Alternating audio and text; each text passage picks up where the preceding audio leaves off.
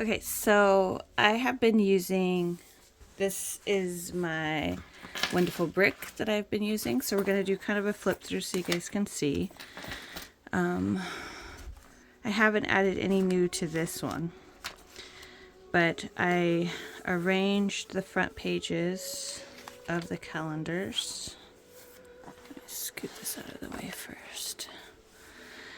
And the end pages here for the calendars for the months, and it's working really well.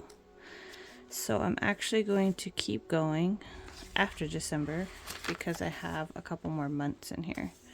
I think till March. Yeah, January, February, March. So I'm going to go to March in here and then start my new book in April. So I was doing a running list for all of October, or most of October. Nope, all of October. And then I got into November and I tried to do some daily pages and they worked okay. I did priorities and then kind of like a checklist and then a gratitude spot for a couple days and then like a journal spot for it. I did this for a couple days in the beginning of November. Then I tried this layout, which I had work checklist, inked scroll checklist, personal checklist, writing so I could write my numbers, gratitude, daily win, and then a prompt here, and then what happened. And I did this for like 4 days, just trying different layouts. And then this is the way that I've actually been doing it for this week here. So I did the days so I could write down the happenings that are going on so I knew what was going on. And then just a running checklist. Because some things I was doing multiple days, like pick up packages. I had to pick up work packages a couple times. I did the dishes. I've been trying to do the dishes 2 to 3 times a week, so it's just not on my love, and I can do that. And then laundry, and then task for work. But I felt like this was kind of running out of room, so then I set it up for next week, Monday. The running task list will have more space, and then the days are down here, which they still have the same amount of space as this one. There's 2 squares for each day, but I feel like shrunk down to the bottom, I can use this a lot more for task lists, so I'm kind of excited. And then this section right here I used for emails and emails, so I'm just gonna do an arrow and go downwards and just keep going with emails, because this week has been full of emails I have to send out. So I was just like, well, we'll just keep going with that. So this is how it's set up till the first week of December. And then I have enough to get me through, I'm thinking, till March.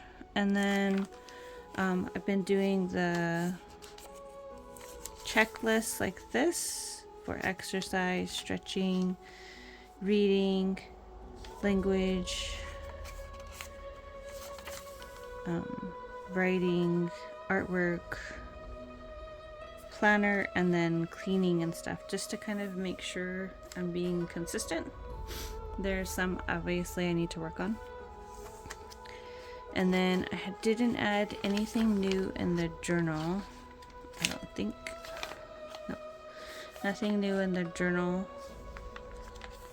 And then I added some more things in. I have a bunch of stickies everywhere to add parts. I wanted to add a new one of list of bookshelf names so that I can figure out how many more tags I need.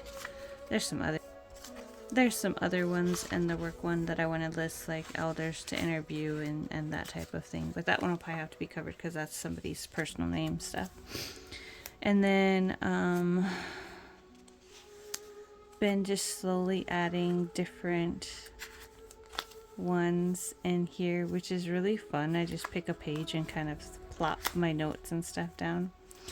So these two are new additions. This is actually, I think I touched on it last video, but this I made for a journal for my stories. So I'm gonna do it in the demon world, I think, and I gave one to Jay, so she's gonna do a different one. And then these pages here are actually out of this book. So I showed you guys last time that I broke this down, and this is botany.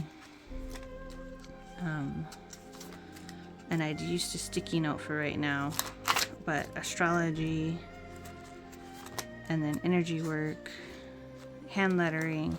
So this is my personal curriculum book right here. And so what I've been doing is taking the pages, trying not to let them get damaged, but so I can do notes and things for each page. So I take one page and then an extra page, and then what I'll do is once this starts getting more full, this one, probably take both of them with me. But for right now, I'm just taking this book with these pages tucked in. And so right now, all I have on them are broken down into quarter, week 1 through 3, 4 through 6, 7 through 9, and 10 through 12. And then what my focus is, and then what the practice is going to be. So for like language, I'm going to do vocab cards list, speak nature words outside, 50 words and phrases, and then make a page. So some different practices I'm going to be doing. I'm going to try and find some videos. And then this book here is going to be my art journal. I kind of did a drawing. I really have a hard time sometimes with people, so I really want to get back into just hand sketching instead of as much digital art. So this is going to be kind of fun to draw out some sketches and then just bring my watercolors with me. And so that's what's been going on with this book here. So this wonderful brick goes to work with me, goes whenever I go anywhere. This travels everywhere with me. So that's why I wanted those extra pages. This one's been staying home. It will travel with me once I get more curriculum pages going, so that way I can work on my curriculum. And then this one here I took with me once, but it is a at-home journal now. But I wanted to show you that I did start filling pages. So I write kind of tiny, but this page I wanted it to seem almost like a fantasy one. So it says, under the midday sun, November 16th on the year of 2025. And then I just wrote some things. I mean, you can read it if you want to pause, if you can read my handwriting. But it does start with, if someone were to find and read this, they should know that life is about balancing on a knife's edge. So I kind of talk a little bit about that. If you want me to read it, let me know in the comments. I will do a video reading my little journal entries because I think they're kind of fun. So I did only 2 pages. I'm not doing it every single day because I feel like then I get a little forced and then it doesn't come out right. And I'm using my quill pen, which I'm really excited about too. This is a very soft textured paper though, and so my quill pen keeps catching on it, but it's still really cool to write with the quill pen on here. So this one says, under the gloomy cloudy morning sky, the 18th of November in the year of 2025. So when I woke up, it was pretty cloudy, gloomy, kind of dark. And then I put, the archives are the same. They always are quiet, calm, and full of echoes of history. So this one was talking about the archives. This is just talking kind of about balance of life. But I've just kind of been Not really prompts or nothing. It's just something that hit me that day, and I just want to write about it, or it brings up a memory, and I'm writing about the memory too. So I've been really excited about this book. This is going to be a book that I leave my daughter and my grandkids, and so I'm going to fill the pages, and then when I run out of pages, I'm probably going to get a new journal just like this one, because I think these are really cool and amazing.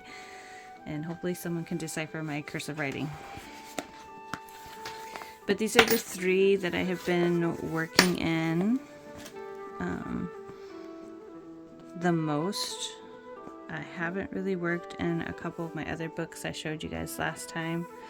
I'm still not quite sure what I want to do with them. But for right now, Pershel curriculum, legacy journal, and then my everyday task list, everything journal. And I love the Traveler's Notebook system, so this has really been working out really well for me. So what kind of systems do you guys have? Do you carry a bunch of books with you? Are they all stay-at-home books? Let me know in the comments, and let's continue the discussion. All right, I'll see you in the next video. Bye, Muppy.